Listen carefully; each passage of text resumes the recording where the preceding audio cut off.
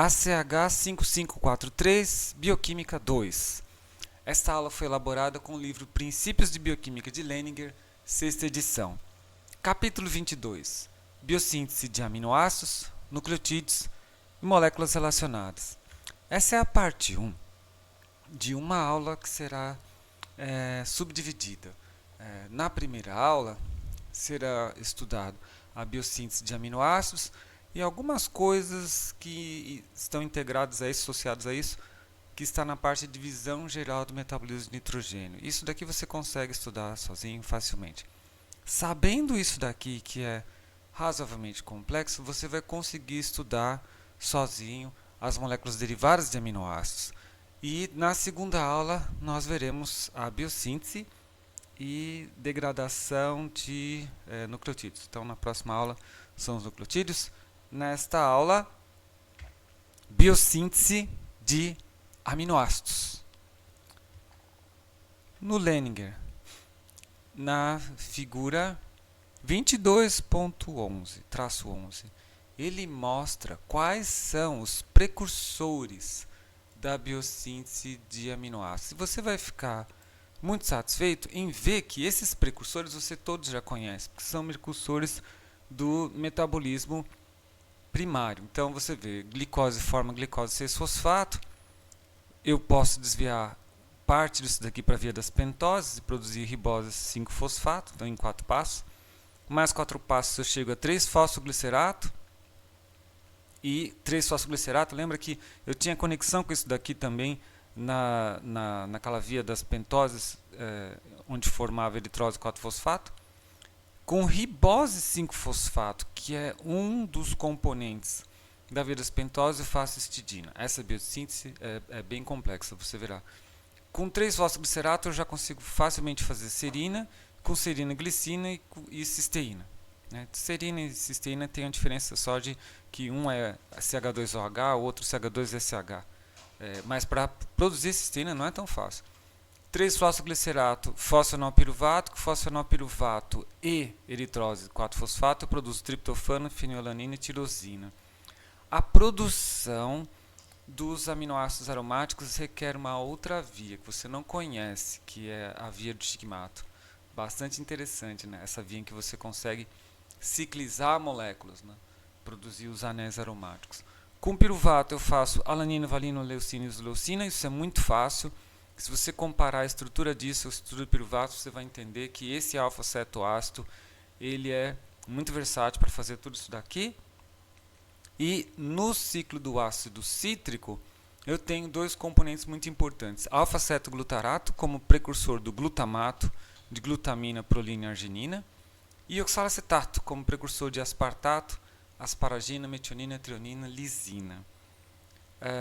Em micro-organismos, e em particular nos fungos, alfa-cetoglutarato, em levedura, por exemplo, ele é precursor de glutamato, glutamina, e o glutamato e glutamina são precursores biosintéticos de praticamente todos os aminoácidos e todos os nucleotídeos, né?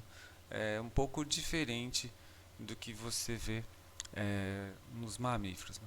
Mas eu acho que isso daqui te dá uma visão geral interessante, e a grande mensagem é isso, que todos os aminoácidos vêm da glicólise, da via das pentoses fosfato e do ciclo de Krebs, do ciclo do ácido cítrico. Com isso daqui, você resolve a maior parte desses problemas. Não tem que estudar tantas vias assim para compreender isso. Mas tem uma via nova aí que eu falei, que é a via do stigmato. Bom, os aminoácidos, eles são do tipo essenciais, aqueles que sem eles você não vive. Então, são os aminoácidos que você obtém da dieta. Histidina, isoleucina, leucina, lisina, metionina, fenilalanina, trionina, triptofano, valina. E não essenciais, que são aqueles que você sintetiza. Alanina, asparagina, aspartato, glutamato, serina. Os outros você obtém na dieta. E aqui ele cita também esses outros, né? Eu vou até dar um zoom nessa tabela, porque acho que é melhor para você aqui.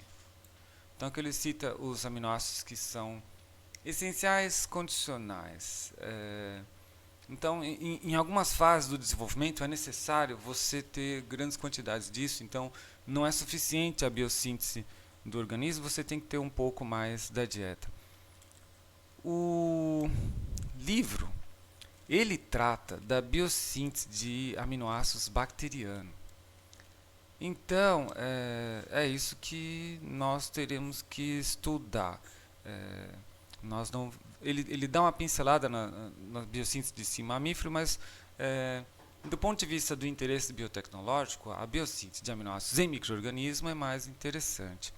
Para você ter uma ideia, né, a Ajinomoto vive disso, porque a Ajinomoto vende aminoácidos que são produzidos em micro-organismos. Para ajudar o entendimento da síntese dos aminoácidos, o livro, aliás, qualquer livro vai mostrar isso, ele agrupa esses aminoácidos em famílias. Então aqui você tem na tabela 22-1 o agrupamento desses aminoácidos em famílias. Acho que é melhor dar um zoom out aqui para colocar todos em perspectiva para você. Bom, o que você vê aqui? Existem 6 famílias. A família do alfa-cetoglutarato, que produz glutamato, glutamina, prolina, arginina. Do 3-fosfoglicerato, serina, glicina, cisteína. Oxalacetato, espartato, asparagina, metionina, trionina, lisina. Piruvato, que é o que sintetiza os hidrofóbicos, né? Alanina, valina, leucina e isoleucina. Fosfenopiruvato, eritrose 4-fosfato, que ciclizam para formar triptofano, fenilalanina, tirosina e ribose 5-fosfato, que permite sintetizar a histidina. Em asterisco estão indicados os aminoácidos que são essenciais para nós. Então, o estudo dos aminoácidos, eles praticamente está organizado aqui. Então, a partir desses precursores, eu chego a todos esses daqui. Lembra que é exatamente o contrário da degradação. A degradação vários aminoácidos vão dar uma única molécula do metabolismo. Aqui é o contrário. Uma molécula do metabolismo ela pode produzir vários aminoácidos. Além disso, além desses precursores, tem outra molécula que é importante aqui, que é o 5-fosforribosil pirofosfato, PRPP. Então, essa molécula vai aparecer algumas vezes aí. Então, você vê que ela é muito simples, né? Então, o pirofosfato está aqui no carbono, ligado ao oxigênio do carbono nanomérico, e aqui no carbono 5 eu tenho o fósforo, o outro fosfato. Então, isso daí acaba participando de uma série de outros enfim, reações de biossíntese. E isso daí é obtido a partir da vírus pentose. Bom, vamos agora estudar as famílias.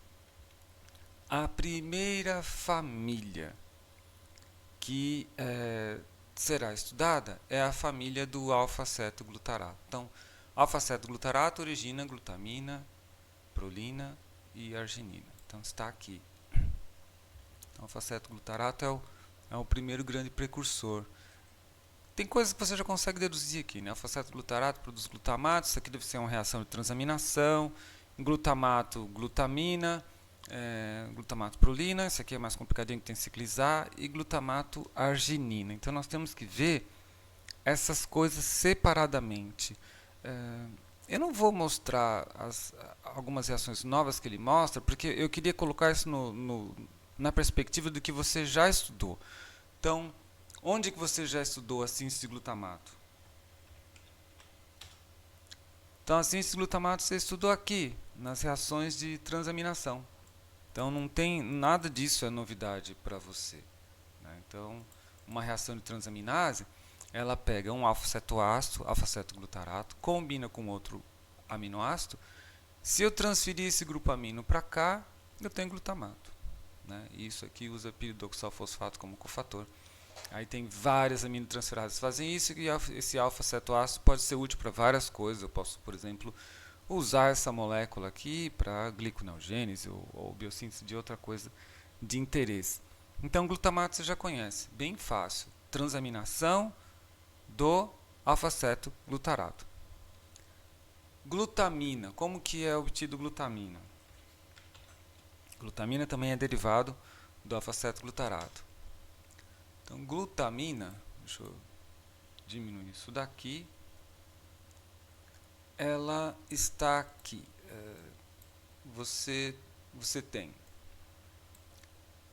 o glutamato, que acabou de ser sintetizado, a gente viu, e ele pode reagir com ATP e energia, então eu vou gastar energia para poder sintetizar a glutamina, né?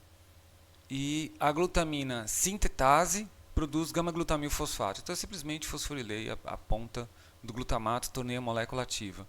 Em seguida, a mesma glutamina sintetase, ela vai pegar um íon amônio e transferir para cá, né? Então, o que acontece? Eu quero reagir aqui, certo? Então, vamos lá, do começo. Eu quero colocar aqui, formar um amida, né? Glutamina é uma amida. Então, eu ativo o átomo que eu tenho interesse, que é esse oxigênio, e transfiro o NH2 para lá, produzir glutamina. Então, nós já vimos isso, nós já conhecemos a glutamina sintetase, né? E essa é uma enzima muito importante no metabolismo dos aminoácidos, ela é fortemente regulada, né? E aqui ele mostra também que eu posso, né, usando uma glutaminase, degradar a glutamina e glutamato e eu acabo formando um ciclo. Mas o que interessa aqui foi mostrar para vocês como obtém glutamato na transaminase e como obtém glutamina sintetase. Vamos dar uma olhada na regulação da glutamina sintetase. A glutamina sintetase, ela é uma enzima multimérica. Então, isso aqui é uma ideia que você pode ter aqui. Então, você vê que ela tem 12 subunidades idênticas. São 6 em cima e 6 atrás. Aqui você vê 6, né? Tem mais 6 embaixo. Então, forma como se fosse uma rosca, né? Um biscoito assim. E aí cada coisa colorida dessa daqui, ela é uma subunidade, né? É um monômero. Então ela é um homo-oligômero dodecamérico. A regulação da glutamina sintase, ela sofre um tipo de efeito chamado inibição por retroalimentação cumulativa. Deixa eu explicar isso melhor.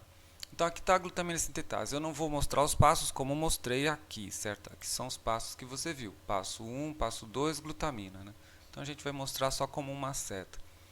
Entra o amônio, entra o glutamato, o ATP que é gasto, a glutamina está aqui. Ok. O que controla isso? Várias coisas controlam isso. Se eu estou sintetizando muita glicina, eu vou tentar dar um... Eu não sei se eu tiro dessa perspectiva, mas vamos lá. Vou tentar fazer isso para você ler. Depois eu ponho no zoom out. Então, quem modula? Se eu estou sintetizando muita glicina, eu reprimo essa síntese. A alanina também. Eu reprimo essa síntese. Quem mais faz isso? Citidina trifosfato, histidina, glicosamina 6-fosfato também inibe. AMP, isso aqui faz todo sentido, certo? À medida que eu consumo ATP, os níveis de AMP aumentam. Nós vimos isso, né? E aumentam muito. Então, esse aqui seria o inibidor natural inicial, eu diria. Triptofano também inibe isso daqui. E carbamoil fosfato também. Carbamoil fosfato, você deve se lembrar, é uma das moléculas do ciclo da ureia. Então, eu tenho uma inibição por retroalimentação cumulativa, que significa o seguinte: todos esses caras são produtos da reação. Então, com glutamina eu faço histidina, com glutamina eu faço glicosamina 6-fosfato, com glutamina eu faço carbamoil fosfato, com glutamina eu faço triptofano e produzo AMP e CTP. Então, toda vez que glutamina é usado como precursor desses caras, produz eles que reprimem reação. Se todos eles estão abundantes na célula e todos eles se associam à glutamina sintetase, a um dos seus domínios, eu tenho o que a gente chama de inibição cumulativa. Então ela tem, como você vê aqui, vários níveis de inibição. Ela pode ter um nível que só é dependente disso, mas eu posso ter esse com esse, esses 3, esses outros 5 aqui, e todos juntos. E isso que é o que você vai entender de inibição por retroalimentação cumulativa. Mas esse é o chamado primeiro nível de regulação da glutamina sintetase. Então, o primeiro nível é isso daí. Os subprodutos, eles vão inibir a enzima. Tem mais um. Essa enzima é tão chave que a natureza desenvolveu mais um nível de inibição. A glutamina, ela tem especificamente um resíduo de tirosina na sua estrutura, que ele é regulado. É a tirosina 397, tirosina 397. Nesse segundo nível de regulação, acontece o seguinte. Então, eu vou mostrar para você aqui. Deixa eu dar um zoom aqui. Aqui está a glutamina sintetase ativa. Se ela sofrer a adenilação, então você vê aqui, né? Aqui a minha tirosina 397, ela foi adenilada. Isso aqui é um AMP, provavelmente é um ATP que perdeu o pirofosfato e ele ligou o ATP aqui. Esse grupo é muito grande, então isso vai produzir um efeito muito forte, né, de inibição na enzima, né? Vai fazer uma oclusão espacial. Então vamos lá, se a glutamina sintetase ativa é adenilada, então eu reagi com ATP, produzi pirofosfato e cheguei a produzir essa molécula aqui. Ela está inativa. Pronto, com a AMP ligado assim. Então isso aqui simplifica bastante. Se eu desadenilar, ela está ativa e aí sim eu converto glutamato em glutamina. Isso aqui você já conhece, eu acabei de mostrar para você. Inibição por retroalimentação cumulativa. Mas não para por aí. A pergunta é, quem que determina esses passos aqui? Adenilação, desadenilação? Muito bem, existe uma enzima, uma proteína, na verdade, chamada proteína reguladora, que é esse P2 aqui. E a proteína reguladora ela é responsável pela adenilação. Então, o que acontece? Essa proteína reguladora ela vai se associar a uma enzima do tipo adeniltransferase. Então, ela está aqui. Quando juntas, aí sim, o ATP se liga aqui, eu vou adenilar e eu silencio, eu desligo a glutamina sintetase, não vou produzir glutamina, nem todos aqueles outros produtos que nós vimos, que incluem alguns aminoácidos. Em outras situações, o que pode acontecer é o seguinte, quando quando eu tenho vários níveis aí de alfa-cetoglutarato, produzir glutamato, e eu conseguir ter quantidade suficiente de, por exemplo, ATP na célula, então eu tenho bastante ATP, eu tenho energia, né, faz sentido eu produzir mais glutamina, porque há energia disponível, então eu ativo uma enzima, que é essa daqui, a UT, a uridiltransferase, que vai colocar uma uridina monofosfato em P2. Então veja, a regulação dela, lembra que o ATP vai produzir a AMP desliga, mas quando eu não sintetizei ainda muita glutamina e eu tenho bastante energia disponível, o ATP ele ativa a conversão de P2 em P2-UMP por ação da uridiltransferase. P2-UMP, então, agora, ele tem um outro papel. Ele vai se ligar na adeninotransferase e aí, lembra que a enzima, ela simplesmente vai atingir o equilíbrio, ela não te dá a direção. E esse cara aqui acabou dando a direção, certo? Porque ele foi modificado covalentemente. Mas isso daqui altera a direção do equilíbrio, então eu mando isso para cá. Eu desadenilo a glutamina sintetase. Então esse é o segundo nível de regulação da glutamina sintetase. Então essa é uma enzima chave, né, que ela necessita estar adenilada quando eu tenho um grande nível de glutamina já sintetizado útil como precursor biosintético e desadenilada quando eu tenho muito ATP e energia, e é a grande oportunidade da célula produzir mais glutamina para suas necessidades de biossíntese.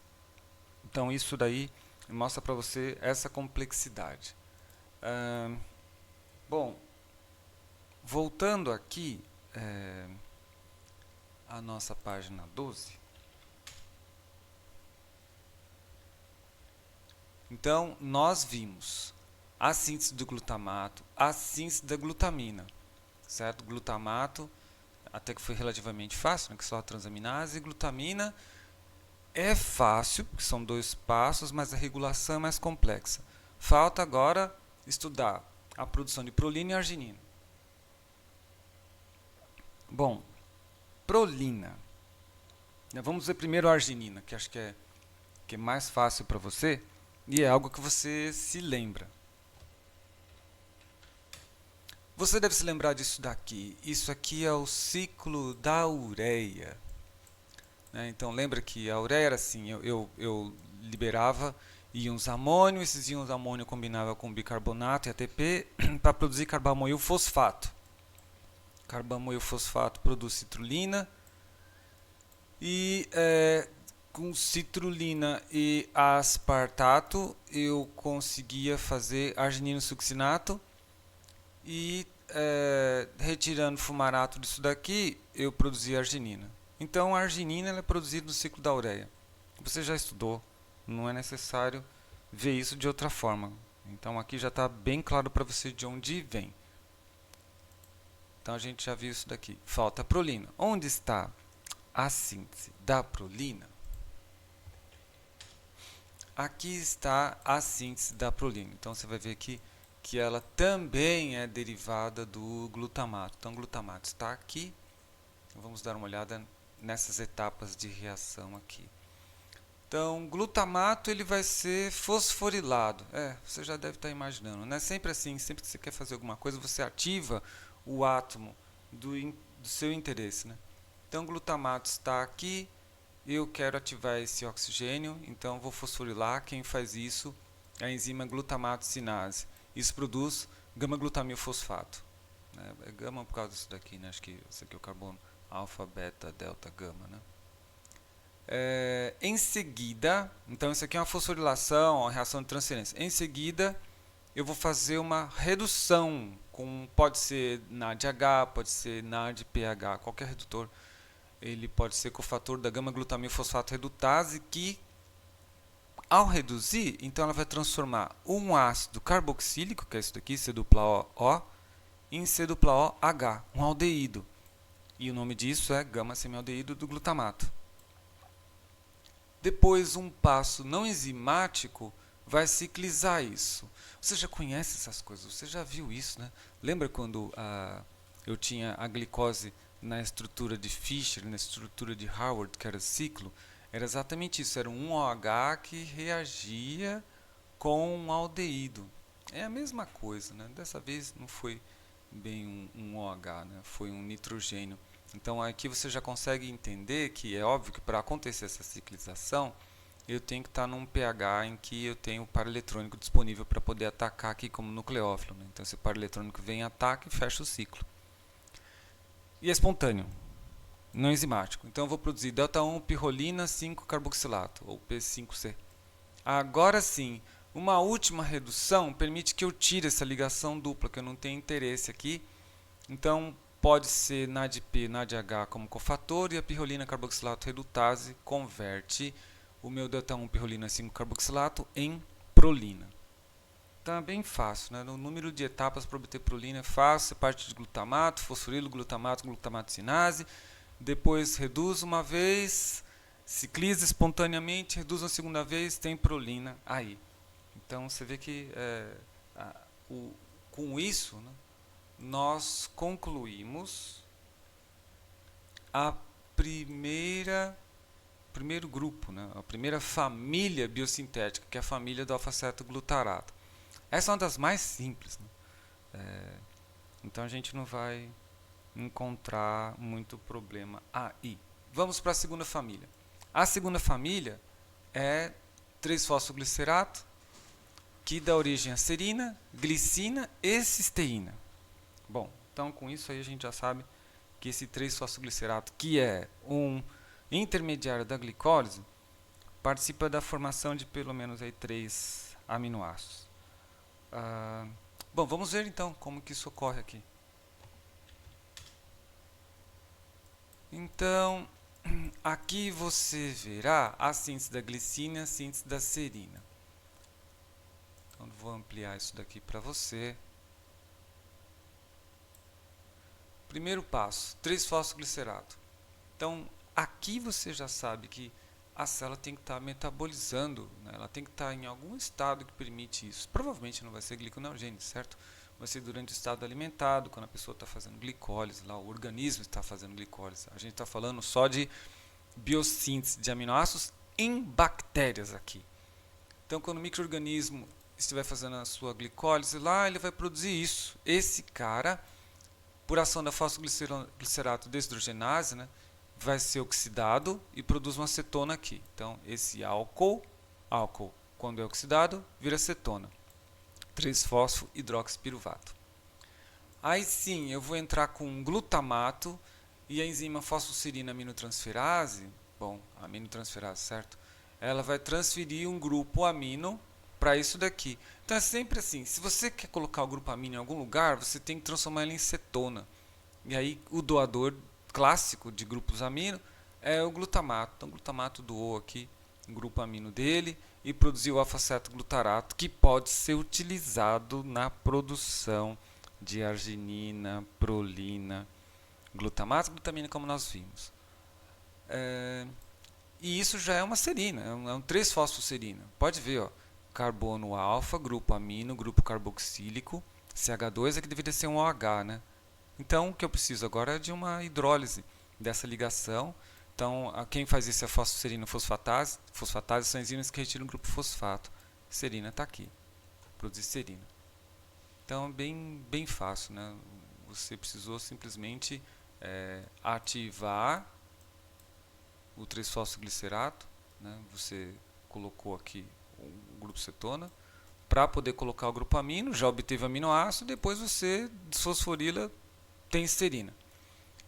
Para ir à glicina, o que é necessário fazer? Você vai ter que ter a ajuda de tetrahidrofolato e piridoxal fosfato.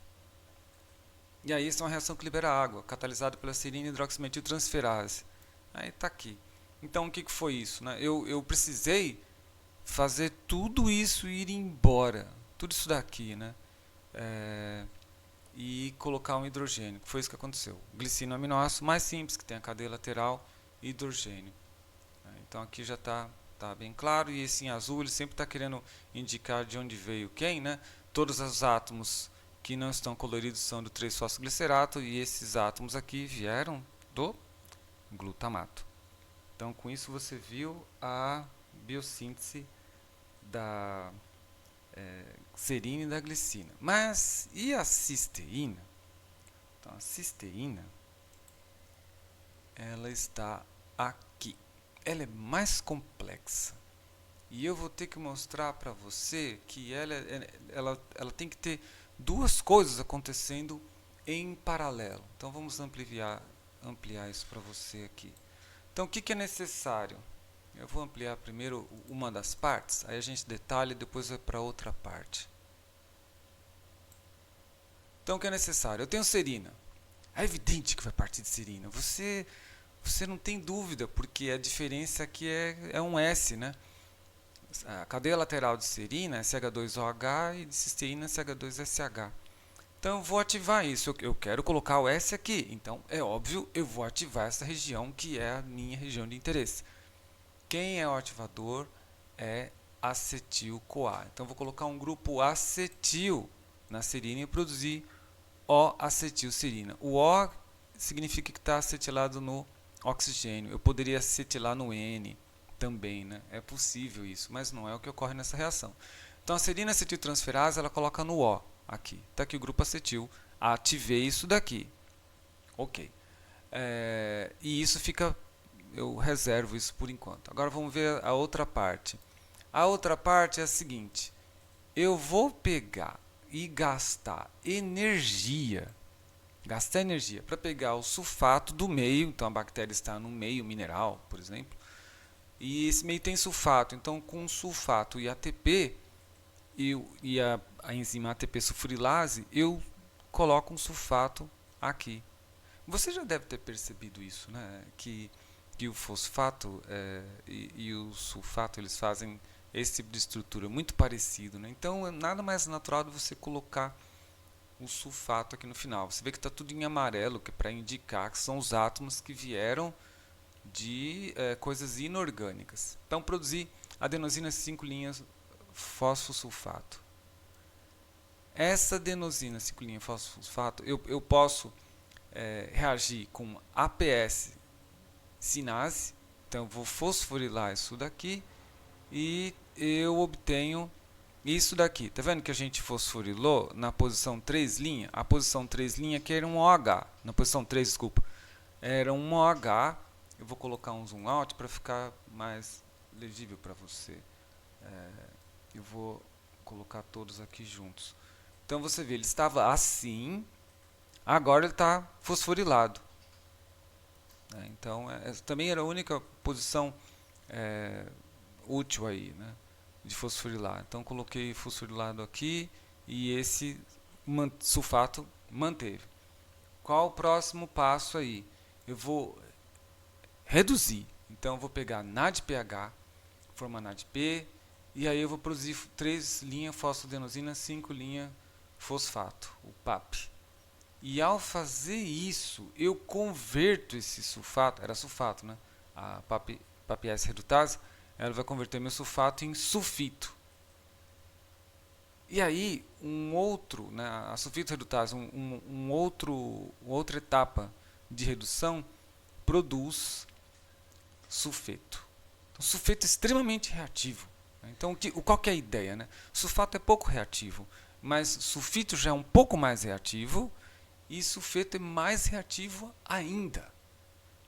E aí sim, esse sulfeto vem para cá e vai reagir com o acetilcisteína que foi produzido. Lembra que a gente acetilou a cisteína no oxigênio. E o que acontece aqui é que esse sulfeto ele vai retirar isso daqui, esse sulfato, e ele vai substituir aqui no CH2 e produzir a cisteína SH. A enzima que faz isso, acetilserina tiol liase. Então, liase porque ela vai quebrar isso daqui, né? Ela vai quebrar em duas moléculas, né? A molécula de acetato, que foi liberada, e a molécula de cisteína. Percebe que isso daqui exige o pH ácido, né? Porque no fim das contas o que a gente produziu ali, o sulfeto, foi um ácido, não, H2S. E aí você obteve cisteína, que é um dos aminoácidos que tem enxofre. Esse é um dos aminoácidos aqui que é usado para várias coisas, você já viu, né? Se você quer pendurar qualquer coisa, quer colocar grupo acetato, você sempre vai usar um SH. Nós vimos isso também, a importância disso na biossíntese de ácidos graxos. Bom, com isso nós vimos a formação de, deixa eu ver se eu encontro eles de novo aqui. Com isso nós vimos a formação de serina, glicina e cisteína a partir de 3-fosfoglicerato. Vamos para a próxima família. A próxima família é uma família grande, é a família do oxalacetato e do piruvato, que está ilustrada aqui para você. Então, oxalacetato, ele é precursor de aspartato, asparagina, metionina, lisina, treonina, e o piruvato de alanina, valina, leucina e leucina. Então, nós vamos ter que estudar esses separadamente. Alguns você vai ver que não são tão difíceis. Então, primeiro vamos dar uma olhada na produção de alanina. A alanina você já viu. Eu vou mostrar isso aqui. A produção de alanina, ela nada mais é do que uma reação de transaminação. Não tem nada que você desconheça aqui, né? Então, o que eu preciso fazer aqui é simplesmente uma reação de transaminação dessa natureza aqui.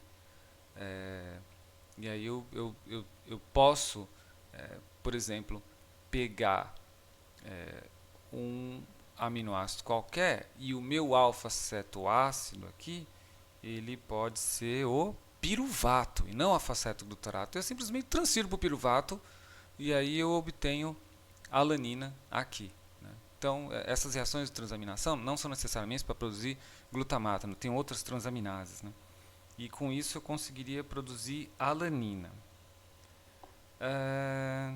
A outra reação possível seria você usar oxaloacetato, que também é um tipo de ácido aí, e você conseguiria, com oxaloacetato, você sintetizar aspartato.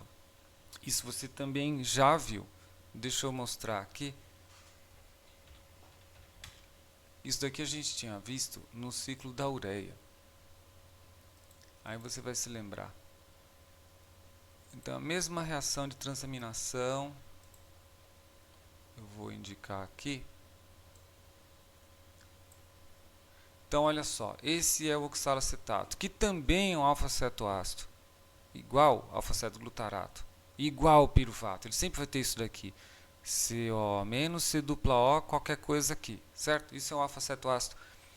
E eu reajo oxaloacetato com glutamato. Glutamato será o meu doador de grupos nitrogenados, né, do grupo amino. Produzo alfa-cetoglutarato, que é o fato de eu ter retirado o grupo amino disso daqui, e produzo aspartato. Ou seja, é a mesma coisa, eu já falei isso para vocês aqui. Se eu tenho uma acetona e um grupo amino, que eu posso transferir de fato ela para cá, porque isso é um grupo ativado para transferência de grupo aminos. Está aqui. Então, o grupo amino colocado no oxalacetato produz aspartato. Isso simplifica muita coisa. Então, se eu quero produzir alanina e aspartato, reação de transaminação, essas reações que você já conhece, já viu, já está acostumado. Aí. Bom, aí agora a gente tem que ver como produz a asparagina. A asparagina você sabe muito bem, né? A asparagina é um aspartato que, em vez de ter esse O menos, aqui ele tem um NH2. Então, que você tem que ter uma reação de amidação. Né? Então, é aquela muito parecida da síntese da glutamina. Né? Eu vou colocar um NH2 aí. E quem é o doador é a glutamina. Eu não tenho essa reação escrita, mas você deve imaginar que ela é muito parecida com aquela reação que nós vimos da síntese da glutamina, que está aqui. Então, eu vou mostrar para você. Então, a reação da glutamina você já viu. Então, ela está aqui. Então, imagina que em vez de glutamato é aspartato. Então, a mesma coisa. Eu vou ter uma enzima que vai fosforilar aqui. E depois eu vou ter uma outra enzima que faz a amidação. E aí eu transformo o aspartato em asparagina. Então, o Lehninger ele não coloca a equação da reação, mas você pode deduzir. Treonina. Então, agora a gente vai ver a síntese de treonina aqui. A treonina ela é produzida a partir de várias coisas. Ela pode ser produzida, vamos ver aqui se a gente consegue isso. Bom, vamos fazer o seguinte, vamos dar uma olhada primeiro em outra forma de... vamos para isso daqui, porque eu acho que essa é uma forma mais organizada. Então, nós tínhamos conseguido produzir aspartato. Então, agora a gente quer chegar na treonina, que a treonina é mais um desses grupos aqui, certo? Então, o aspartato já está feito no ciclo da ureia. A asparagina a gente já sabe que é só uma reação de amidação, muito parecido com a produção de glutamina. Então, agora a gente vem para cá, treonina. Como se faz treonina? Vou começar do substrato que nós já tínhamos produzido no ciclo da ureia, aspartato. Então, essa reação aqui você também já conhece. Eu vou fosforilar o aspartato. A mesma reação que eu preciso para poder fazer glutamina, certo? Então, quem faz isso é uma enzima chamada aspartato sinase, óbvio, né? Estou fosforilando aspartato, e produz o aspartil beta-fosfato. Aspartil beta-fosfato, depois ele é reduzido pela desidrogenase do beta-semialdeído do aspartato. Esse é um nome comprido. E aí eu produzo beta-semialdeído do aspartato. Beta-semialdeído do aspartato, por ação da enzima de hidropicolinato sintase, que é essa enzima aqui, na presença de piruvato, produz esse composto. A mesma enzima ela vai ciclizar isso daqui, produzir o dihidropicolinato, que depois ele é reduzido mais uma vez, dessa vez pela enzima delta-1-piperidina 2,6 de carboxilato desidrogenase, para produzir delta-1-piperidina 2,6 de carboxilato. Eu reajo isso com um subproduto do ciclo do ácido cítrico, succinil-CoA, na presença da enzima N-succinil 2-amino-6-ceto-pimelato sintase, para produzir N-succinil 2-amino-6-ceto-L-pimelato. Você vê que o succinato, ele não, a estrutura dele, ele representou assim, mas enfim, você vai imaginar como está, né? E aí eu faço uma transaminação, certo? Eu vou querer colocar um grupo amino em algum lugar, esse grupo amino é aqui, olha só, cetona, sempre assim. Então, você está vendo como a natureza ela é simples, né? Se tem cetona, eu posso aminar. Você vai fazer isso no laboratório de química orgânica, você sofre. A natureza ela sabe fazer essas coisas mais fácil. A enzima que faz isso é succinil diamino-pimelato aminotransferase. Então, eu aminei aqui, produzi N-succinil LL-alfa-epsilon diamino-pimelato, que depois é hidrolisado. Então, eu vou liberar o succinato. Para que servir o succinato? Só para ativar a molécula, mais nada. Eu tirei o succinato, a enzima que fez isso é o succinil diaminopimelato desuccinilase, e produzi LL-alfa-epsilon diaminopimelato. Depois, isso daqui, eu vou reagir na presença da enzima diaminopimelato epimerase. Então, epímero, eles têm a diferença da conformação de um carbono, né? Olha aqui, ó, HNH3, NH3H. Então, só epimerizei. E aí, a 16, ela é uma enzima que usa piridoxal fosfato. Então, você está vendo aqui que eu estou retirando um CO2, né? Então, essa enzima é diaminopimelato descarboxilase. Né? Então, o meso-alfa-epsilon diaminopimelato, quando descarboxilado, é lisina. Ufa! É assim que sintetiza lisina a partir de aspartato. São várias etapas. Então, eu já tenho uma vantagem aí. Então, vamos fazer a coisa de uma forma simples aqui. Eu tenho uma vantagem porque eu já andei aqui, ó, 2 carbonos, certo? Mas eu preciso de mais, porque a lisina, ela tem quantos? Ela tem 3, 4 carbonos. Então, eu preciso de mais carbonos aí. E esses carbonos, eles vêm dessas reações aqui. E, em particular, os outros carbonos adicionais da lisina vêm do piruvato. Então, aqui já tinha 2, né? 3, 4. E aqui agora eu preciso trabalhar com isso daqui para colocar o grupo. Que é exatamente o que acontece. Pode ver, esse rosa aqui ele vai sofrer essas modificações. Né? Eu vou abrir aqui, produzir acetona, aí eu ponho um grupo amino, depois eu tenho que me livrar disso daqui. Eu me livro na reação de descarboxilação e produzo lisina. Então, acho que o importante é, claro, tem essas etapas individuais, isso é interessante, mas o importante é você ter o escopo geral, o que a natureza quis fazer com isso. E não, as reações individuais acabam sendo importantes se você está trabalhando especificamente com isso, né? Mas dessa forma você tem uma visão um pouco mais abrangente do propósito dessas vias. Ok. Então, com isso, nós vimos aí a síntese da lisina. Então, lisina, vamos voltar para a nossa tabela lá, lisina está aqui. Já vimos o aspartato, asparagina, lisina. Vamos finalmente para treonina. Como eu faço treonina?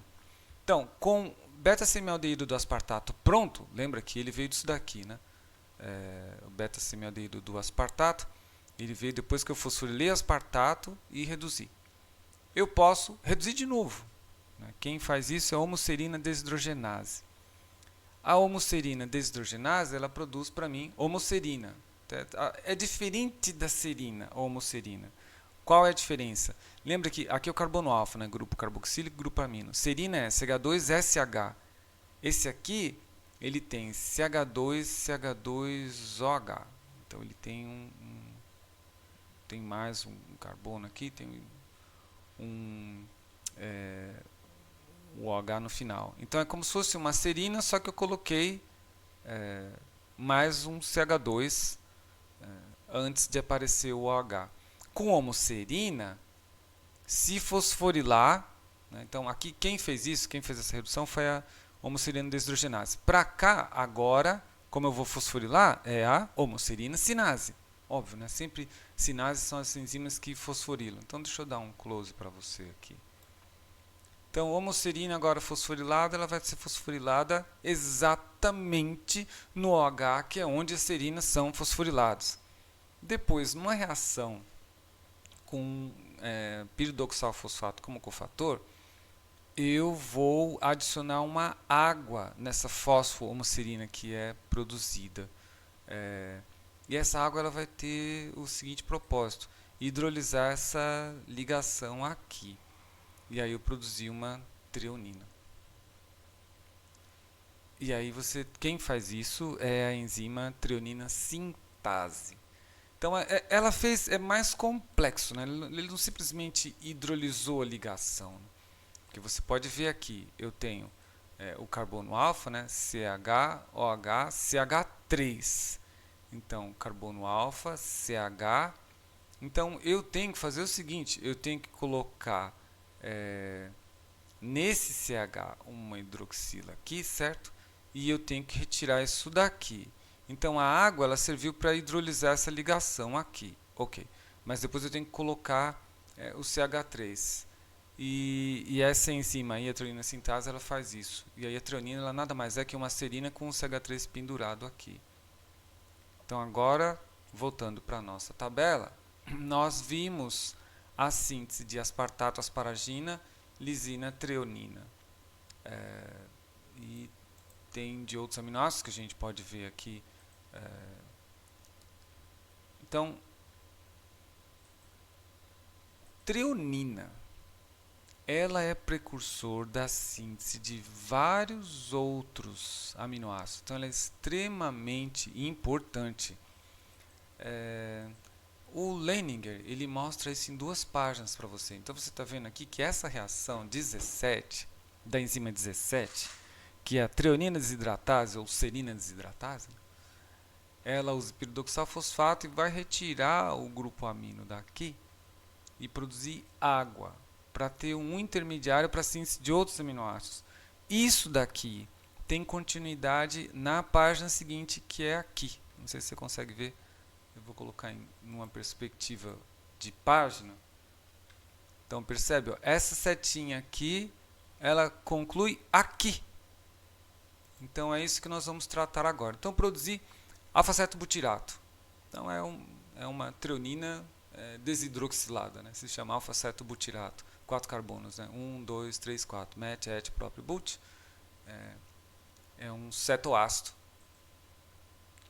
O que eu faço com alfa-cetobutirato? Bom, se a enzima 18, que é acetocetato sintase, combinar piruvato com tiamina pirofosfato, liberar CO2, né? Então eu vou descarboxilar o piruvato, eu consigo prender na enzima um grupo acetil. Isso é muito parecido com o que a gente via no complexo piruvato desidrogenase. E deixei esse carbono ativo.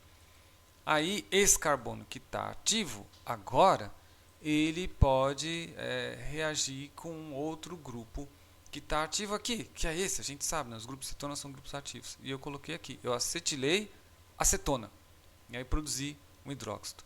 Quem faz isso, quem pega esse grupo acetil ativo com alfa-cetobutirato é a acetoacetato sintase. Então está aqui.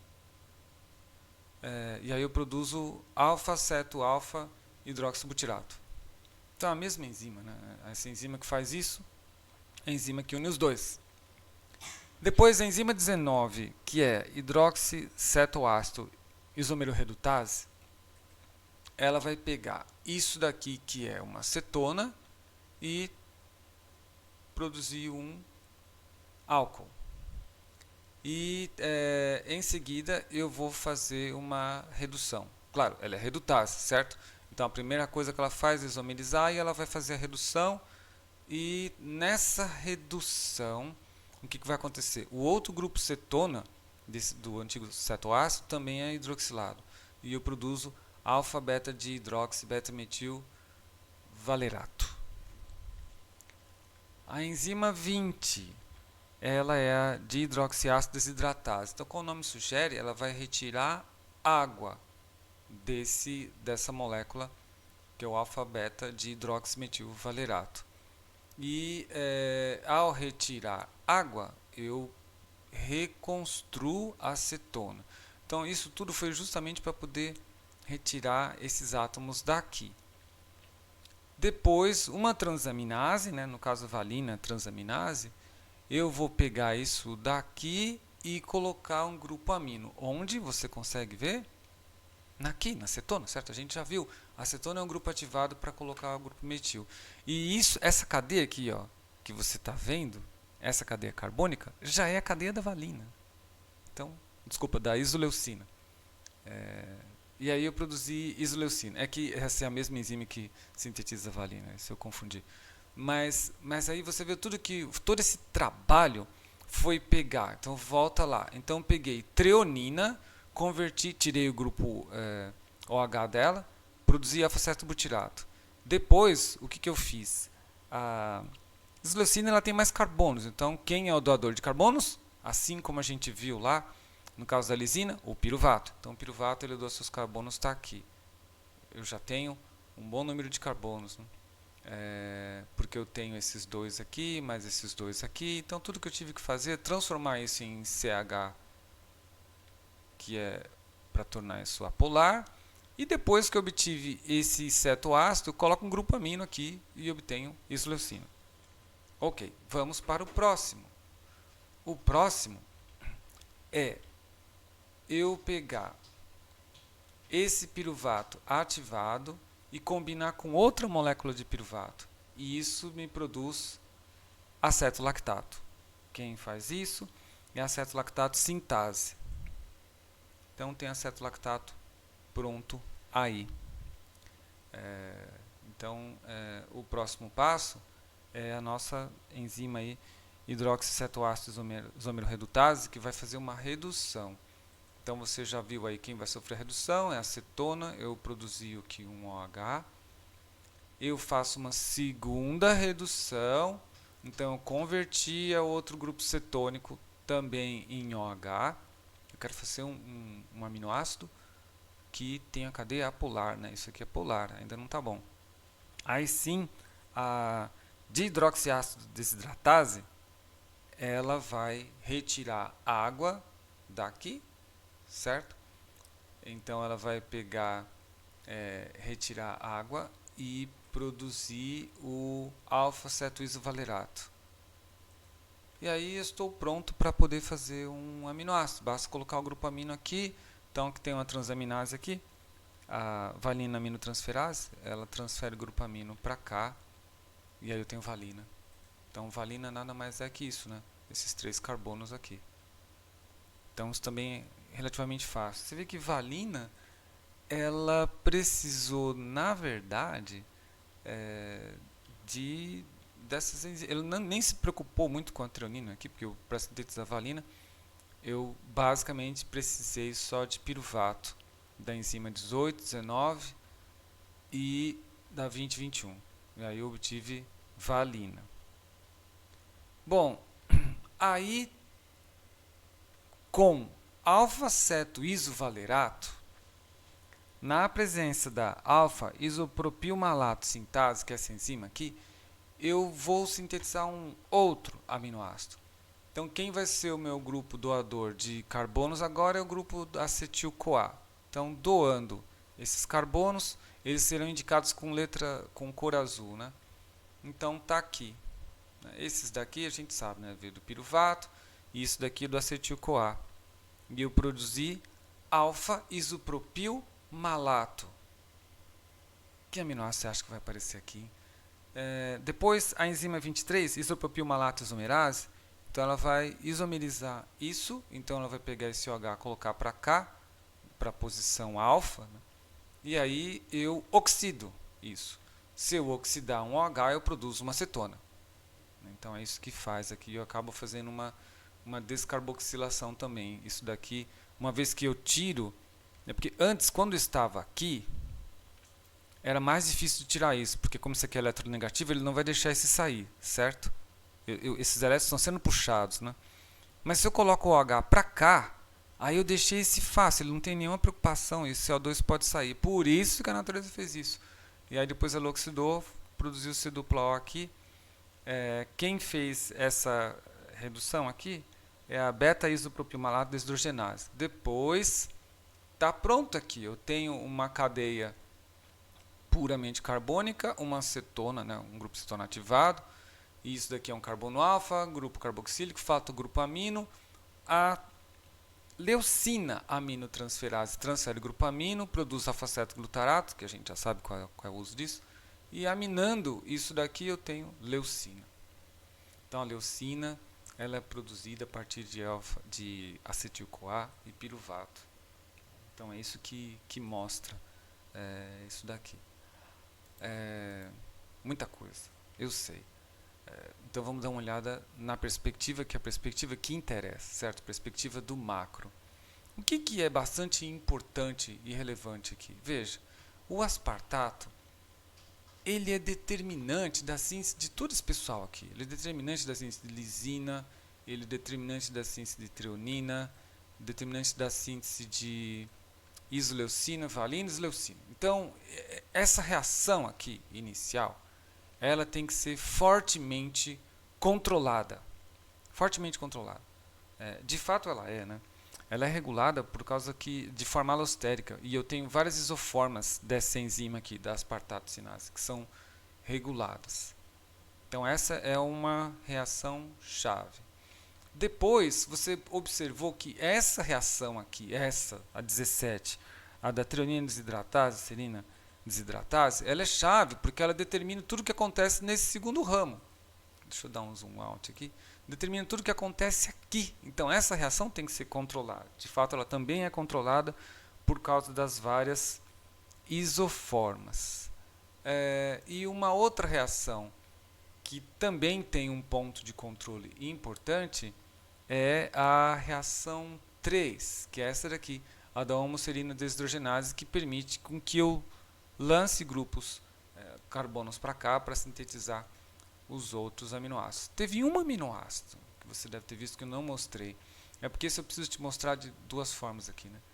Então, isso é homoserina. Então vamos lá. Com homoserina e succinil-CoA, mais um intermediário do ciclo do ácido cítrico, por ação da homoserina acetiltransferase, eu coloco aqui, eu vou ativar esse OH. Então coloquei esse succinato aqui. Isso ativo, eu posso pegar uma cisteína e transferir, né, usando, no caso, a enzima aí, a cistationa gama-sintase, né, eu posso transferir um grupo amino aqui. Mas ele fez muito mais que isso. Ele ligou a cisteína inteira nessa extremidade, né? Então, isso daqui, vamos lá. A partir de homoserina, primeiro passo, coloquei um succinato, ativei esse oxigênio, produziu o succinil homoserina. Depois cisteína. Como isso está ativado, o succinato sai e eu coloquei a cisteína inteira aqui. Depois, a enzima 8 é a cistationa beta-liase. Liase é aquela que cliva e vai produzir duas coisas, né? Quando cliva aqui, se eu libertar esse grupo amino também, eu tenho piruvato, pode ver, 1, 2, 3 carbonos, se eu colocar uma acetona aqui, eu produzo piruvato, que é alfa-cetoácido. E amônia, que essa amônia que vai sair daqui. E fica o SH aqui. O nome disso é homocisteína. Veja que é igual a cisteína. A cisteína é CH2, SH, que tem um CH2 a mais. Depois, uma reação que produz tetrahidrofolato, catalisado pela metionina sintase, converte isso em metionina. Então, basicamente, o que ela fez foi pegar um grupo metil, desse metil tetrahidrofolato, e adicionar aqui no final, e aí você tem metionina. Metionina, então, também é importante, porque eu dependo da enzima 1, dependo da enzima 3 para fazer metionina. Tem outras formas de fazer metionina? Tem. Vamos ver essas reações aqui. Homocisteína está aqui, que é o que a gente já viu. Isso aqui é uma serina, que você já conhece. Então, existe uma enzima chamada cistationa beta-sintase, que também usa piridoxal-fosfato, que ela vai desidratar aqui. Desidratar é pegar esse OH com esse H, sai água, liguei serina na minha homocisteína. O nome disso, cistationa. Depois, com cistationa gamma-liase, eu hidroliso isso daqui e produzo cisteína e alfa-cetobutirate. Então, isso aqui acaba sendo uma outra forma de sintetizar cisteína, né? Uma forma bem mais simples. Então, você vê que interessante, se eu conseguir produzir aspartato, eu produzo homocisteína, por causa daquela via biosintética da metionina. E se eu tenho já serina, e se eu tenho homocisteína, eu consigo sintetizar cisteína sem depender de sulfato que está presente no meio.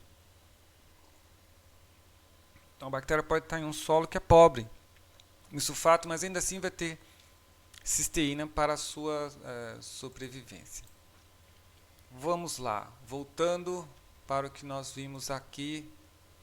Então, nós vimos síntese do aspartato, asparagina, metionina, lisina e treonina, dos apolares, né, alanina, valina, leucina e leucina. Então, com isso, nós concluímos o grupo, né, da família do oxaloacetato.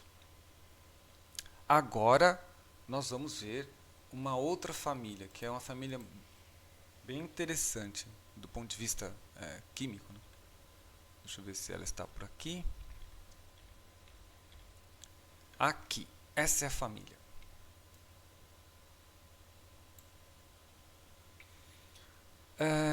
Essa família é a junção de duas moléculas, fosfenolpiruvato, que é um intermediário da glicólise, com eritrose 4-fosfato, que é um dos intermediários da via das pentoses fosfatos. Com eles, eu consigo fazer todos os aminoácidos aromáticos. Você deve imaginar, essas moléculas são lineares, certo? E essas são ciclos. Então, tenho um ciclo aqui, um ciclo aqui. São moléculas cíclicas, tem anéis benzênicos. Então, eu teria que, óbvio, né, combinar 6 átomos de carbono para produzir um anel. Então, esse que é o charme dessa via. Eu não consigo fazer isso com uma única molécula, eu tenho que ter mais de uma para sintetizar esses anéis aromáticos. Mas não vem direto assim, se fosse tão simples, né? Então, a natureza ela resolveu criar uma via exclusiva para sintetizar um precursor desses anéis aromáticos. O nome desse precursor, corismato. Então, aqui está a síntese do corismato. Vamos ver lá como que é isso daqui. Não sei se vai ajudar para você aqui. É que aqui tem tanta coisa, tanta molécula. Vamos lá, né? Então, eu começo com fosfenolpiruvato e eritrose 4-fosfato. Essas são as duas moléculas que a gente viu lá, que são os precursores da família. Então, são essas duas aqui. Os carbonos do fosfenolpiruvato estão em rosa, os carbonos do eritrose 4-fosfato em azul. É só seguir agora. Primeira reação. A primeira reação aí é uma enzima chamada 2-ceto-3-desoxi de arabinoepitulosanato 7-fosfato sintase. É um palavrão. E aí o que ela faz? Ela adiciona água e liga uma molécula na outra. Produziu 2-ceto-3-desidroxi de arabinoepitulosanato 7-fosfato. E aí sim, conta aqui, ó, 1, 2, 3, 4, 5, 6. Com 6 carbonos eu consigo fazer um anel de 6 membros. A próxima enzima é uma enzima que vai fazer uma oxidação. No caso é a desidroquimato sintase, né? Então ela vai e produziu o 3-desidroquinato, que é o ciclo. Então, uma oxidação, ao contrário do que a gente viu lá com os carboidratos lá, né? Com os açúcares, né? Eu precisei oxidar para poder formar isso daqui. Nessa oxidação, eu fiz várias coisas aqui. Então, você vê que eu retirei esse grupo fosfato, né? E produzi o ciclo. E aqui estão os carbonos, né? Os carbonos da eritrose, né? Lembrando aqui, né? Os carbonos fosfenolpiruvato em rosa e da eritrose 4-fosfato em azul, e aí você sabe onde eles estão aqui. Com isso eu demonstro para você que eu precisei unir essas duas moléculas para produzir um ciclo. Ainda não é o anel que você encontra lá na fenilalanina, por exemplo, mas vamos ver como isso vai prosseguir. Reação 3 é catalisada pela 3-desidroquinato desidratase. Então eu vou retirar água.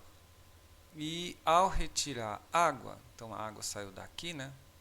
Esse hidrogênio com esse OH vai formar uma dupla aqui. Então está ficando aromático, isso já é interessante. Isso daqui é 3-desidroxiquimato. Então xiquimato é um composto importante. Com 3-desidroxiquimato, olha, lembra da cara dele aqui? Então ele tem uma dupla aqui, uma cetona, o 2OHs aqui.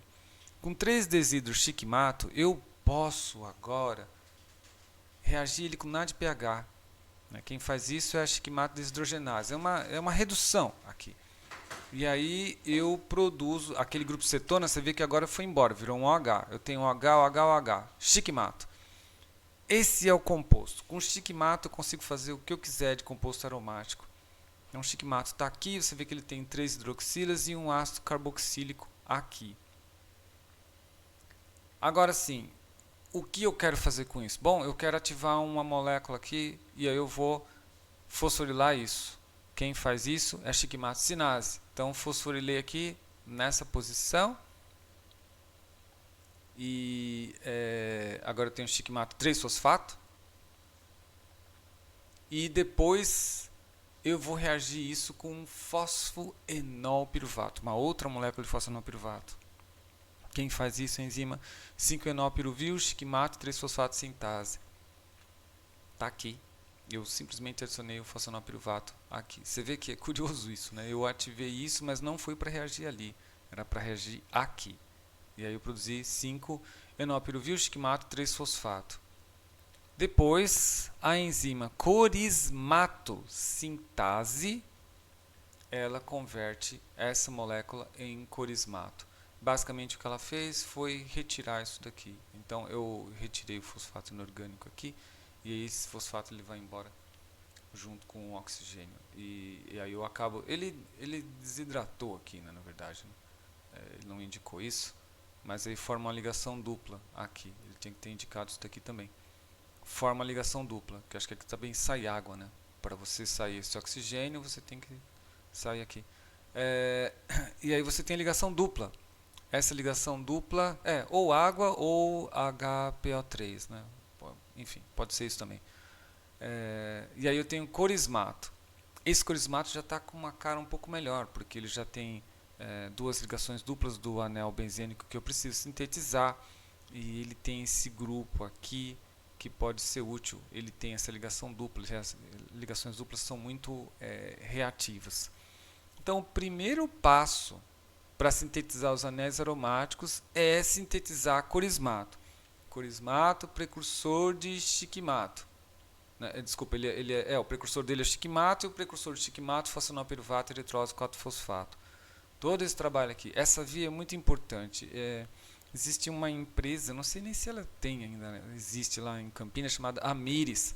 Eles pegam essa via aí, dão uma modificada em levedura para produzir um tipo de biodiesel, né? Mas o custo operacional dessas coisas foi um pouco caro, porque você tem que ter um reator extremamente estéril, né? Vamos ver no que vai dar isso daí, mas são coisas promissoras para a gente usar combustíveis que não são oriundos de fósseis. Bom, agora sim eu estou pronto para ver a síntese dos aminoácidos aromáticos. Então, o primeiro deles que veremos, triptofano. Então, está aqui. Aqui está o corismato. Então, você deve se lembrar disso, né? Esse grupo, meio que grupo acetil aqui com a dupla. E aqui, lembra que eram 3 OHs, agora só tem um. Essas duas duplas aqui e o ácido carboxílico. Eu vou reagir com uma enzima chamada antranilato sintase, essa 1 aqui, que vai pegar uma glutamina e aminar essa posição aqui. Acontece várias coisas aí, né? Óbvio, né? Porque eu acabo liberando glutamato, porque perdeu isso aqui, e liberto piruvato, que é esse grupo aqui. Isso vai virar uma acetona, né? Aqui vai virar CH3, aqui é o C-dupla-O, certo? Isso aqui é um piruvato. E obtive antranilato. Antranilato é um composto importante aí. Depois você procura no Google, você vê do que ele faz parte aí. Tem várias coisas, em bebidas, é um aroma.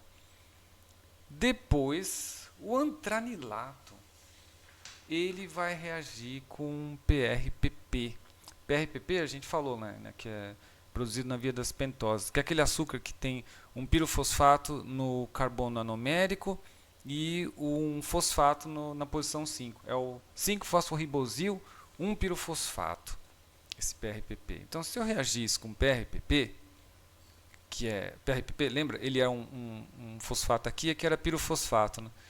Eu desloco isso e ligo o meu antranilato aqui, pelo grupo amino. Esse grupo amino agora, né, como tem 2 pares eletrônicos aqui, ele vai atacar esse pirofosfato, ele vai ser o nucleófilo. E liguei aqui. Então, olha que coisa interessante, né? Primeiro, ao fazer essa reação aqui, a reação da antranilato sintase, eu já produzi o grupo benzeno que eu quero.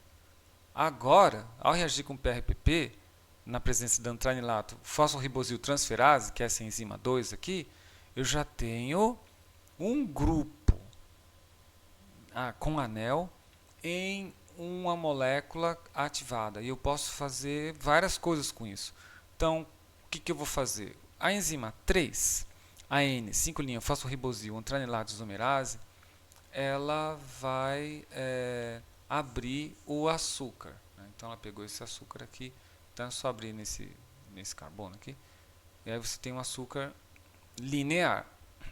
Então, produziu enol ou carboxifenilamino, 1-desoxirribulose fosfato. E com isso daqui depois, a enzima 4, indol 3-glicerol sintase, fosfato sintase, desculpa, ela vai desidratar e retirar CO2. Ao fazer isso, veja que coisa interessante. Perceba que aqui, ó, 1, 2, 3, ó, 1, 2, 3, 4, 5. Isso aqui é como se fosse um anel de 5 membros. Se eu perder esse OH, que é o que faz aqui. Ele produziu indol.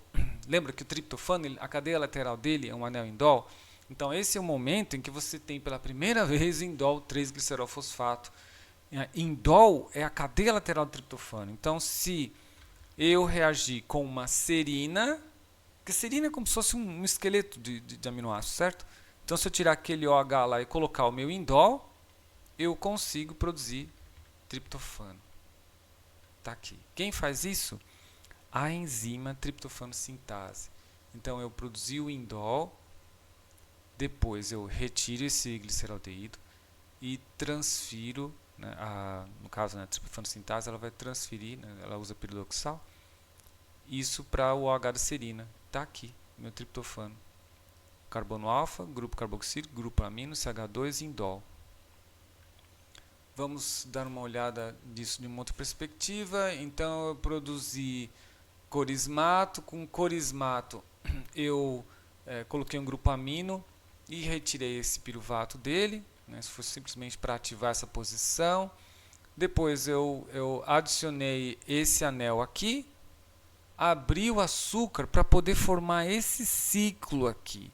Aí sim eu tenho indol e com indol eu faço indol e serina. Eu faço triptofano. Então, com isso aí a gente vê a síntese do triptofano. Faltam desses aminoácidos cíclicos aí, tirosina, fenilalanina e histidina. Então, vamos ver a tirosina. Corismato. Então a gente começou do mesmo precursor de todos os aminoácidos aromáticos. Corismato está aqui, né?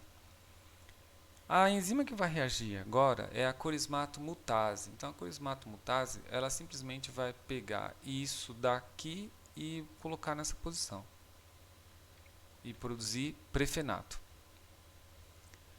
Então o prefenato, você vê que ele já tem dupla aqui, etc e tal, e com isso eu consigo depois, pela reação 2 da prefenato deshidrogenase, eu vou reagir com NAD+, que é um oxidante, vou liberar CO2, é óbvio, né? Se eu coloquei um carbono aqui, então facilitei a saída desse CO2 daqui. E aí eu vou reduzir. Então na redução eu faço as 3 duplas que eu preciso. Então aqui eu só tenho 2. Se eu tirar esse cara, eu tenho 3. E aí eu produzi hidroxifenil piruvato. Isso é um piruvato, certo? Você já viu que esse pedacinho que era o piruvato. E aí isso daqui é meio que uma cara de tirosina, certo? Então se eu transferir isso daqui para um glutamato, então eu vou usar uma aminotransferase. Produzo aqui alfa-7-glutarato. Na verdade, eu não vou transferir isso para o glutamato, desculpa, né, gente? Aqui eu vou fazer o seguinte. Aqui já tem minha acetona, certo? Eu preciso só pôr o grupo amino aqui. O resto já está pronto, ou seja, eu estou quase com a tirosina na mão. Preciso do grupo amino. Põe o grupo amino aqui. Tá aí. Eu produzi tirosina. Então, em perspectiva maior, corismato, ele é por ação da corismato mutase convertido em prefenato. Depois eu oxido o prefenato, retiro esse CO2 aqui e faço as 3 ligações. Isso aqui é o alfa-cetoácido precursor da tirosina, 4-hidroxifenilpiruvato. Aí é fácil, põe grupamina aqui, tirosina. Fácil. Fenilalanina, mesma coisa, produzir prefenato. E aí a enzima prefenato desidratase, então a enzima que vai produzir OH-CO2, ela também vai descarboxilar e produzir fenilpiruvato. Mas veja que é uma desidratase, certo? Então o que aconteceu? Para poder formar a minha ligação dupla terceira aqui, eu retirei esse OH. Não está mais lá. Se eu mantenho, eu faço tirosina. Se eu retiro, eu faço fenilpiruvato. E a transaminação de fenilpiruvato, você já imagina no que dá. Se eu colocar um grupamino aqui, se não tem nenhum H pendurado aqui, isso daqui é fenilalanina. Então, para produzir fenilalanina, parte de corismato, produz prefenato, tira esse CO2, tira esse OH que eu não quero. Está aqui, fenilpiruvato, amina fenilpiruvato, fenilalanina. Então, com isso você viu aí a biossíntese de fenilalanina a partir de corismato. Para finalizar, falta agora a histidina. A histidina, ela está aqui. É um pouco mais complexo. Então, veja que nós vimos tudo isso daqui, né? Fenilalanina, tirosina, triptofano, tirosina, certo? A histidina também é aromático, mas veja, ao contrário de todos esses que nós conseguimos com fosfenolpiruvato, eritrose para poder fazer o corismato, né? Eritrose 4-fosfato para fazer corismato, a histidina ela não tem um anel de 6 membros e ela é um anel de 5 membros e é feita a partir de ribose 5-fosfato. Então, nós vamos ter que ver como que é feito isso daí. É bem diferente, mas muito diferente. E surpreendente também. Então, como a coisa é feita? Eu tenho, em uma primeira etapa, isso daqui. O meu PRPP, né? O 5-fosforribosilpirofosfato, lembra? São 2 fosfatos aqui, um na posição 5. E aqui eu tenho um ATP. Então, o que acontece? Eu tenho que esse par de elétrons do nitrogênio do ATP, ele vai formar uma dupla aqui e ativando essa dupla ligação que ataca esse carbono. E aí esse pirofosfato é um grupo abandonador quem faz isso é a enzima ATP fosforibosiltransferase. Tá aqui. O que eu fiz? Eu liguei um ATP pelo nitrogênio, esse nitrogênio aqui, ao fosforibosil lá. Então ficou N1, que esse é o nitrogênio 1, né? 5 linha, fosforibosil ATP. Aí você já deve estar imaginando, eu tô vendo aqui a histidina, né? Isso daqui seria provavelmente o anel imidazol. Vamos ver se é isso. Segunda etapa. A pirofosfato hidrolase, ela vai produzir N1, 5' fosforibosil AMP. Então eu preciso retirar isso daqui, né? Esse pirofosfato. Isso acaba desativando essa parte, eu não estou interessado em deixar ela ativa aqui. Então ficou assim.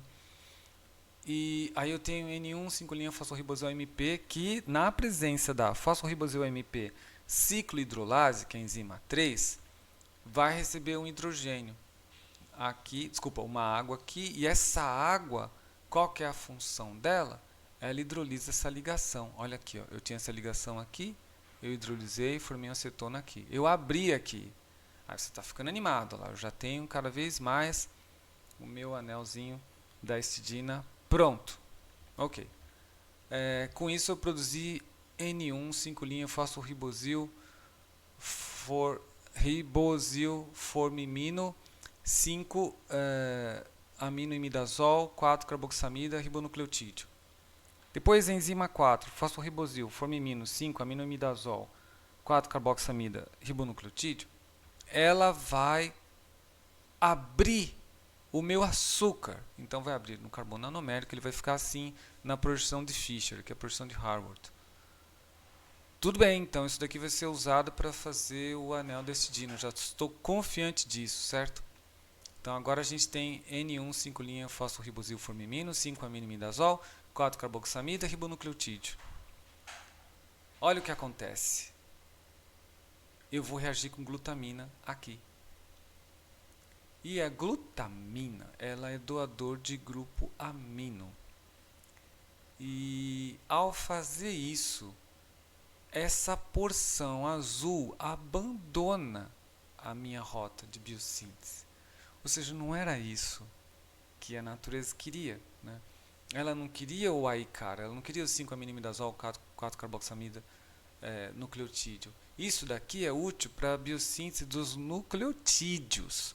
Então eu não vou desperdiçar isso, porque isso é útil para sintetizar DNA, RNA e nucleotídeos de fosfato, né? ATP, ADP.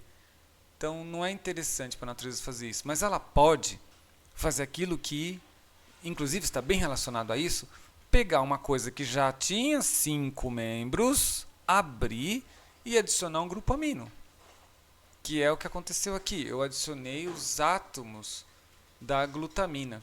Quantos átomos? Um nitrogênio, um carbono, outro nitrogênio. Lembra que a glutamina é uma amida, né? E aí eu consegui fazer o anel da histidina. Então aqui tem o imidazol, glicerol. Então a enzima que faz isso é a glutamina amidotransferase, né? Óbvio, amidotransferase. O imidazol glicerol 3-fosfato, depois ele vai sofrer uma desidratação. Quem faz isso é imidazol glicerol 3-fosfato desidratase, para produzir imidazol acetol 3-fosfato. Então, né, o fosfato está aqui. Esse aqui é imidazol 1, 2, 3-fosfato. Então, a L-histidinol fosfato aminotransferase, ela vai pegar mais um grupo amino, porque histidina ela tem o anel de imidazol, mas tem o grupo amino do aminoácido. E isso daqui é um alfa-cetoácido, certo? Então aqui eu posso colocar um grupo amino aqui. Então transferir o grupo amino glutamato para cá. Isso está fosforilado. L-histidinol fosfato. Depois, a enzima 8, histidinol fosfato fosfatase, desfosforila isso daqui e produz L-histidinol. Eu tenho grupo amino, eu tenho minha cadeia lateral imidazol, mas aqui tem que ser um grupo carboxílico. Logo, eu preciso oxidar esse álcool. Quem faz isso é a histidinol desidrogenase, que usa o agente oxidante NAD+. Então Então nada demais oxidou, aí sim, grupo carboxílico, grupo amino, carbono alfa, CH2 e o anel imidazol. Assim é sintetizada a histidina. Então, com isso, nós tivemos a oportunidade de ver a síntese de todos os aminoácidos segundo as famílias em que eles estão organizados. Algumas coisas você viu aí que elas são, na verdade, né, coisas que você já aprendeu no ciclo da ureia, nas reações de transaminação. No caso da histidina, você viu que é surpreendente isso, né? Eu vou partir de duas coisas que são precursores de nucleotídeos, na verdade eu parto de um nucleotídeo, né? Condenso eles para poder conseguir abrir um anel de 5 membros. E nesse anel de 5 membros do açúcar, eu coloco os átomos de nitrogênio para produzir o imidazol. E depois são reações mais simples, né, em que você vai adequando isso daqui para tornar um alfa-cetoácido, aminar, e depois, como você termina com o grupo álcool, você oxida e produz histidina. E várias situações nós vimos que a coisa é assim, que o controle segue esse raciocínio aqui. Bom,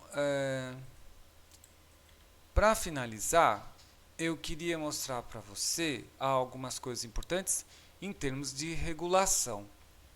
Então, a primeira regulação importante que você vai ver é que, por exemplo, sempre que você produz isoleucina, a isoleucina ela vai fazer uma retroinibição na treonina desidratase. Então, treonina desidratase, você já viu que era uma daquelas enzimas-chave, a enzima 1 lá, né, em toda aquela síntese lá do... Não, era 1? Não, vamos ver aqui, para não falar besteira. A treonina desidratase, ela é...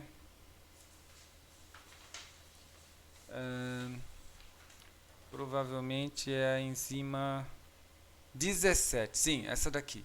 Essa aqui, graças a ela, né, graças à treonina desidratase, vou colocar numa perspectiva maior, eu consigo sintetizar esse outro ramo aqui, que vai dar nesses outros aminoácidos que a gente conhece, isoleucina, valina, leucina.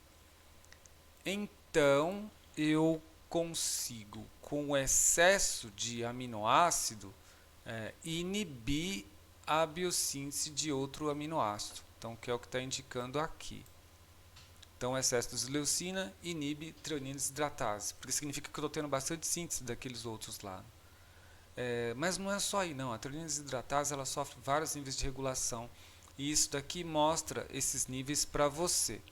Então, essas são as sínteses. Bom, a partir do aspartato, né? Então, a gente viu, produz aspartil, beta-fosfato, beta-cianeteído do aspartato, lisina, homoserina, metionina, treonina, alfa-cetobutirato e isoleucina. E todos eles fazem essa retroinibição aqui. Então você vê a isoleucina, que é o que nós acabamos de ver, né? Vai inibir a enzima 17 que está aqui. Está vendo esse C1, C2? Então são enzimas distintas, né? Que é o que a gente chama de isoformas. Uma isoforma é modulada pelo substrato, outra não. Então eu tenho um certo nível basal fraco, mas o nível ativado ele é controlado por modulador alostérico. Treonina também inibe a reação que parte de homoserina para produzir a própria treonina, e também vai inibir a enzima B2. Então B2 aqui, né, no caso é uma das enzimas envolvidas aí na síntese de homoserina. Lisina também vai inibir algumas das etapas do cimaldeído do aspartato aqui. Você vê que aqui na figura 24, na legenda, ele vai destacar para você que essas enzimas têm de 2 a 3 isoformas distintas, né? E uma apresenta regulação alostérica, a outra não.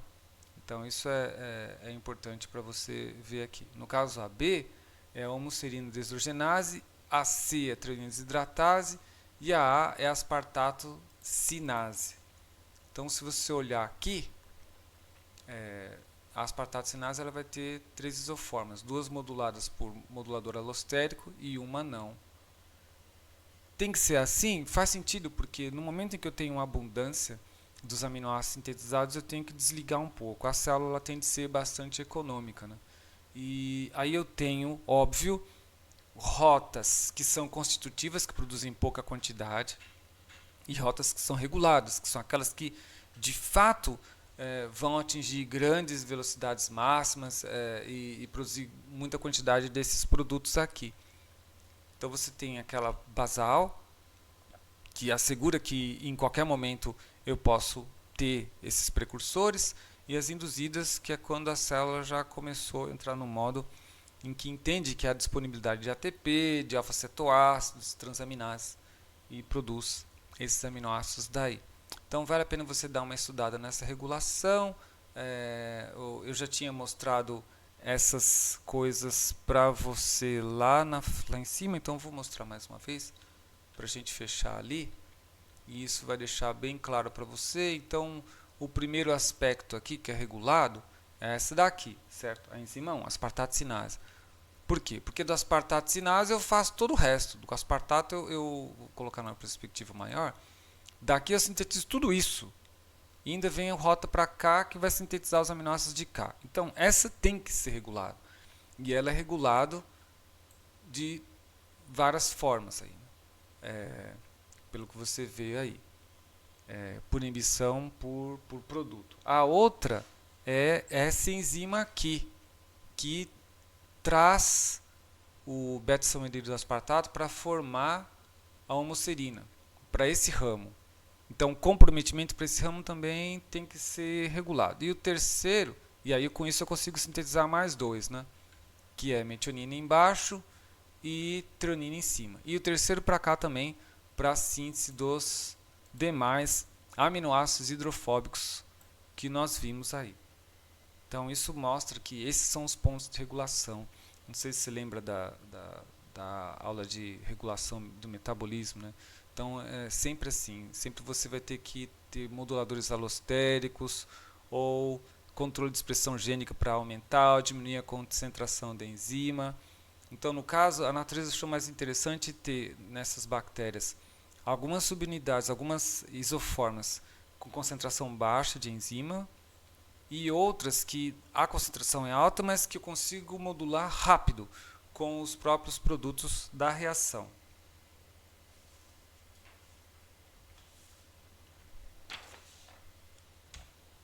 Concluo assim a primeira parte da aula de biossíntese de aminoácidos, nucleotídeos e moléculas relacionadas.